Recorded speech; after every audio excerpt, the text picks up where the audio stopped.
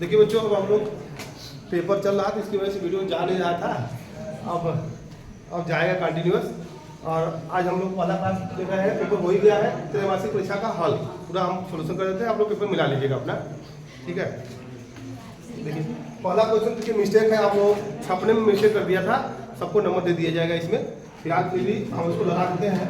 पहला क्वेश्चन लिखा हुआ है, एक बेलन है जिसकी लंबाई 10.0 सेंटीमीटर है। कितना है? बेलन की लंबाई 10.0 सेंटीमीटर और त्रिज्या दिया है 4.00 सेंटीमीटर। कह रहा है कि इसके आयतन में प्रतिशत त्रुटि पूछा है। इसके आयतन में प्रतिशत त्रुटि निकालना है। ध्यान दीजिए कैसे निकालते हैं प्रतिशत त्रुटि। शुरू में पहले ही चैप्टर पढ़ा चुके हैं आप लोगों को। देखिए वॉल्यूम का फॉर्मूला लीजिए बच्चों, पहले V बराबर pi R square into H होता है ना। बेलन के आयतन का formula pi R square into H होता है, ठीक। तो यहाँ देखिए पाई क्या है? कांस्टेंट है। वॉल्यूम निकालते समय हमको कांस्टेंट की जितनी भी संख्याएं होती हैं उनको हटा दिया जाता है, ठीक है। तो उसको हटा देंगे हम लोग, बचा है V। तो अब देखिए बच्चों V बराबर आर स्क्वायर इंटू एच है। तो V में त्रुटि निकालना है। वह त्रुटि किन किन बातों पर निर्भर करता है?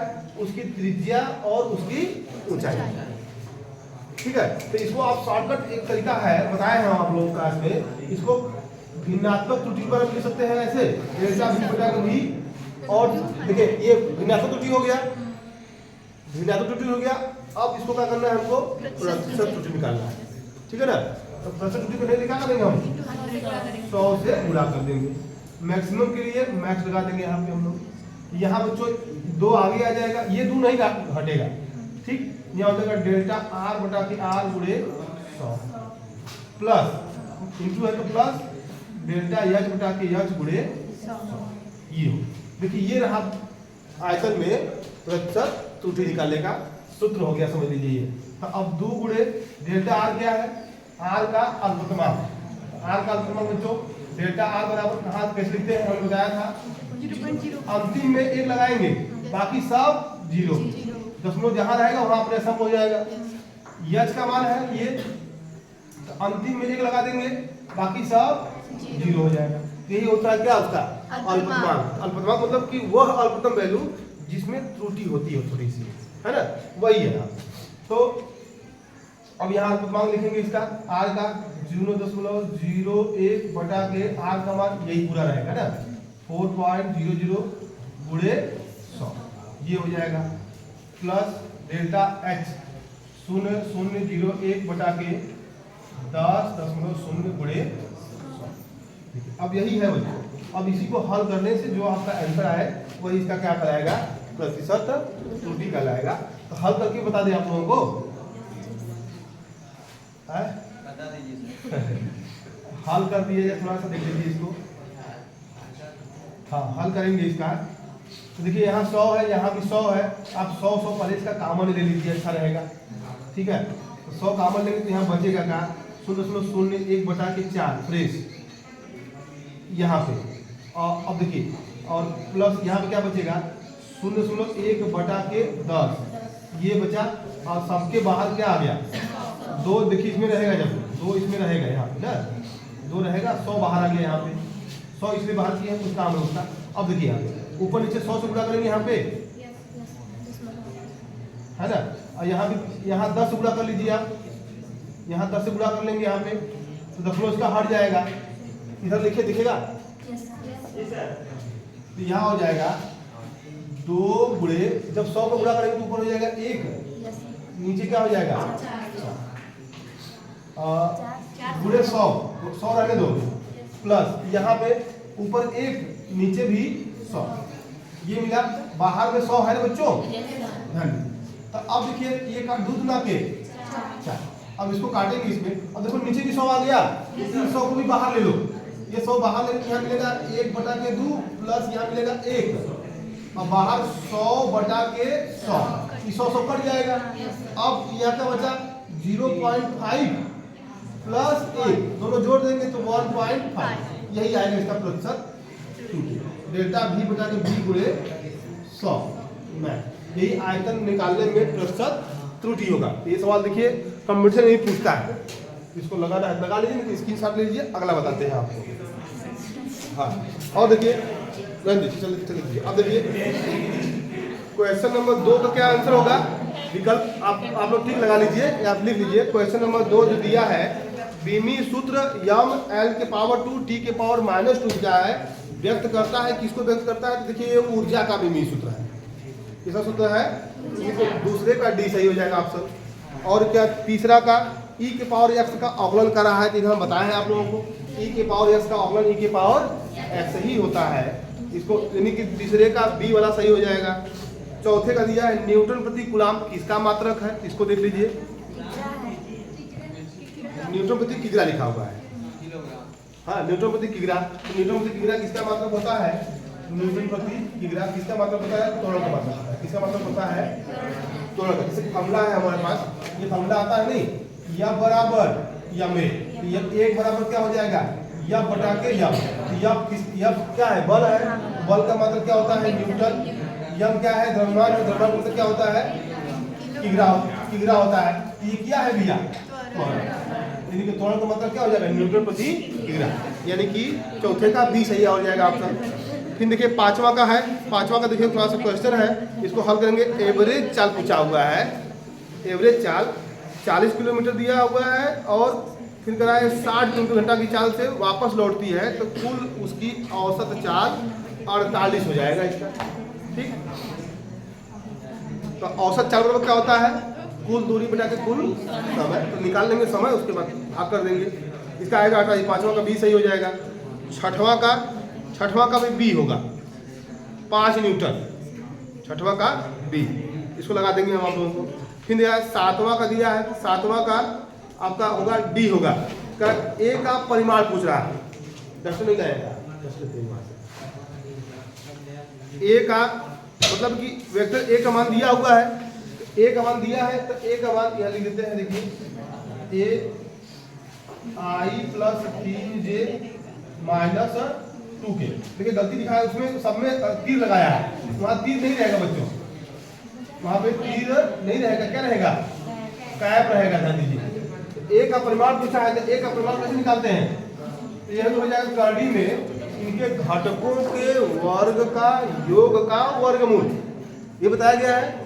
यहाँ हो जाएगा घटक 1 का स्क्वायर प्लस 3 का स्क्वायर प्लस -2 का स्क्वायर हो जाएगा, तो हो जाएगा यहाँ पे ए बराबर करड़ी में 1 3 का 9 2 के 4, ए बराबर करड़ी में 10 4 14, यही इसका क्या होगा आंसर। देखिए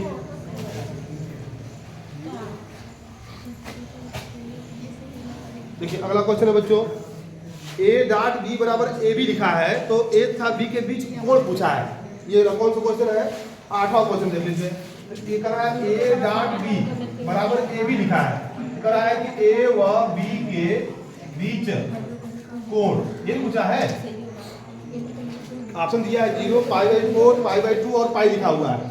तो देखिए अगला बच्चों, ए डॉट बी बराबर ए बी cos थीटा, यही होता है।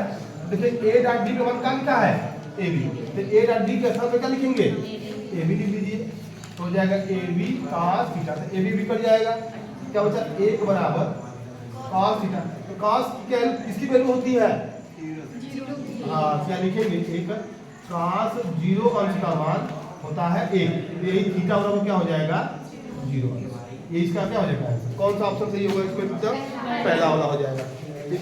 यह तथा गुणांक का बीमी सूत्र की वजह से बोर्ड परीक्षा में पूछता है, यम एल की पावर -1 टी की पावर -2 होता है, इसको याद कर लीजिएगा, नहीं तो फिर क्लास में बता देंगे आप लोगों को अच्छे से कैसे आता है। यहाँ फिर लिखा है सार्थक मान दिया हुआ है, सार्थक मान इसका क्या होगा 4 होगा, गिन लीजिएगा, इसको बताया गया है।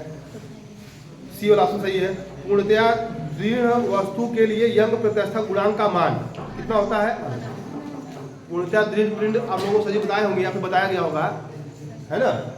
पूर्ण प्रत्यास्थ वस्तु का नाम बता दीजिए, कोई किसी को याद है, पूर्ण प्रत्यास्थ वस्तु कोई होती है, जानते हैं कौन, हाथी का दांत,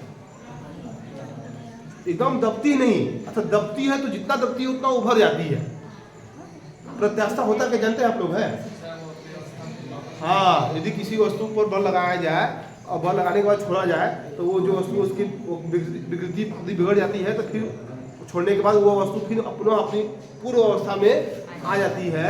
उसी अवस्था क्या कहते हैं? प्रत्यास्था कहते हैं, है ना। जैसे रबड़, तो रबड़ है तो रबड़ दबाएंगे तो दबाने के बाद कुछ न कुछ दबा रह जाएगा, पूरा अपने अवस्था में नहीं आ जाता है। तो वही जब जो पूरा अपनी पूरा अवस्था में आ जाता है उसी घटना का कहता है पूर्ण प्रत्यास्थ बोलते हैं। तो हाथी का दांत उसमें आता है। तो यही लिखा हुआ है क्या कि पूर्णतया दृढ़ वस्तु के लिए यंग प्रत्यास्थ गुणांक क्या होता है? अनंत होता है। ठीक, वही है।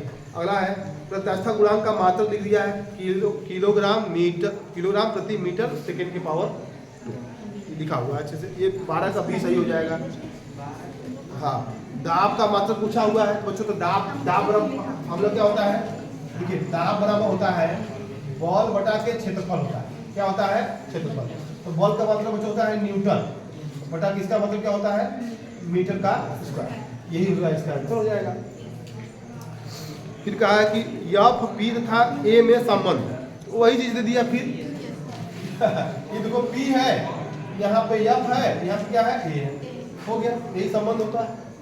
अब इसमें जो भी लिखा हो एफ बराबर ए पी लिखा है, तो यहाँ देखो ए लिख देंगे, एफ बराबर ए पी, एफ ए इधर आ जाएगा, ए इंटू पी हो जाएगा। ये आपसे मिल जाएगा। एक याद रहेगा तब न करेंगे उसको। देखिए, फिनस्यान द्रव की सीमांत वेग से गिरने वाले पिंड का त्वरण क्या होगा? शून्य होता है ना। वही है। फिर बी ये आपसे सही हो जाएगा। इसका बर्नौली प्रमेय किस संरक्षण पर आधारित होता है बच्चों? तो ऊर्जा संरक्षण सिद्धांत पर आधारित होता है। बी वाला सही हो जाएगा। इसका वायुयान कार्य करता है, बर्नौली के प्रमेय पे काम करता है, ये बताया गया होगा आप लोगों क्लास में। लोहे की एक सुई सतह पर तैरती है, इसका कारण क्या होता है? तो पृष्ठ तरह। ठीक है ना, सर जी बताए होंगे, नहीं तो हम बता देंगे किसी दिन। साबुन के घोल को बुलबुले की त्रिज्या इतना दिया, 2 संबंधे 1 के अनुपात में है, तो उसके भीतर दाब अधिक की होगा 1 संबंधे 2। ठीक उसका उल्टा होता है। ए वाला ऑप्शन सही हो जाएगा बच्चों। और 20वां दिया हुआ है, कौन सा ऊष्मा चालकता के बढ़ते क्रम से सही है? एल्यूमिनियम और सीयू क्या होता है? कॉपर उसको बोलते हैं। और एजी चांदी बोलते हैं उसको। यही होगा एल, सीयू और एजी, यानी कि 20वां का सी ऑप्शन सही होगा। ठीक है, इसको मिला लीजिएगा। इसका कितना सही होता है वो जितना नंबर आ रहा है उसको कमेंट बॉक्स में लिखना भी है हम लोगों को। ठीक है, तो अब देखिए पेपर चल रहा है, जैसे वीडियो नहीं चलेगी, अब पेपर खत्म हो गया है, कंटिन्यू वीडियो मिलेगी आप लोगों को।